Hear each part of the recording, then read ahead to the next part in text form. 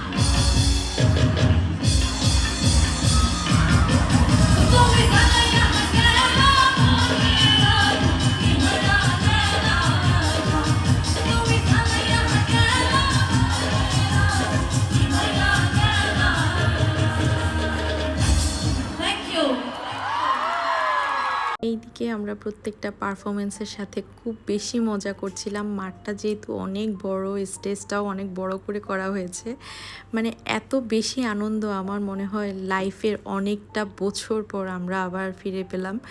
School লাইফের পরে এই আবার সেই জীবনটা ফিরে আসলো।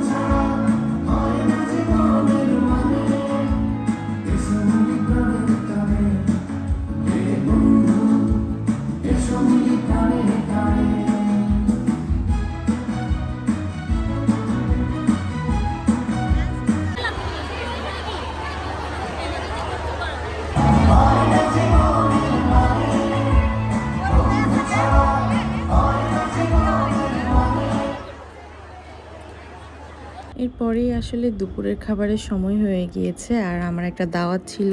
দাওয়াতটা আসলে আমাদের জন্যই আয়োজন করা, যার কারণে আসলে এই ব্যস্ততার মাঝেও ওই দাওয়াতে অ্যাটেন্ড করাটা খুব জরুরি ছিল, নাহলে আন্টি খুব রাগ করতো।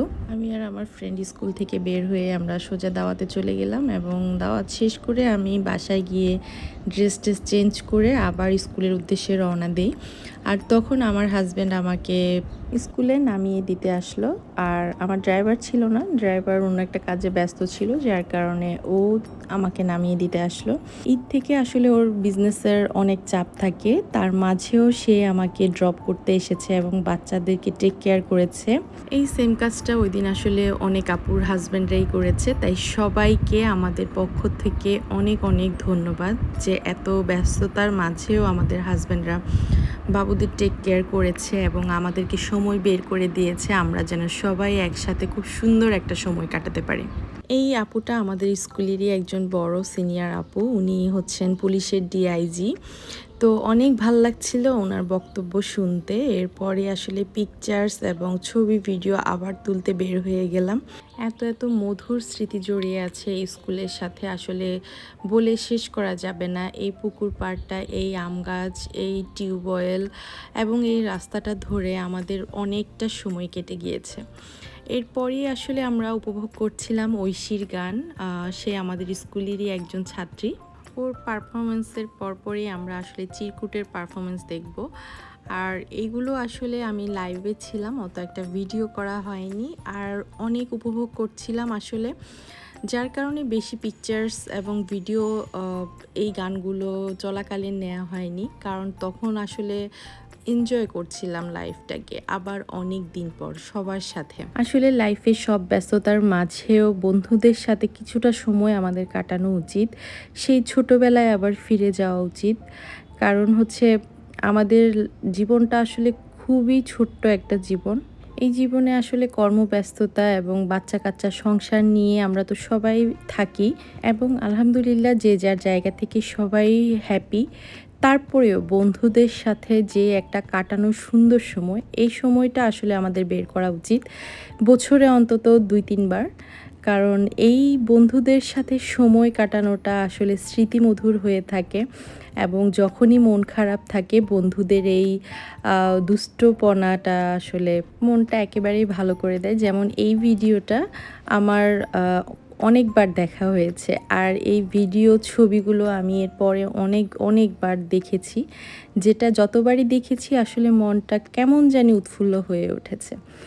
ওই দিন আসলে আমার স্কুল থেকে দেওয়ার খাবারগুলো ট্রাই করা হয়নি একটাও, কারণ বন্ধুদেরকে নিয়ে অনেক মজার মধ্যে ছিলাম। তো লাস্টে ওদের স্ন্যাক্সটা নেওয়া হয়েছে, অনেকগুলো খাবারের স্টল ছিল, ওখান থেকে আমরা খাবার কিনে কিনে খেয়েছি। এরপর আসলে চিরকুটের পারফরমেন্স আমরা উপভোগ করব।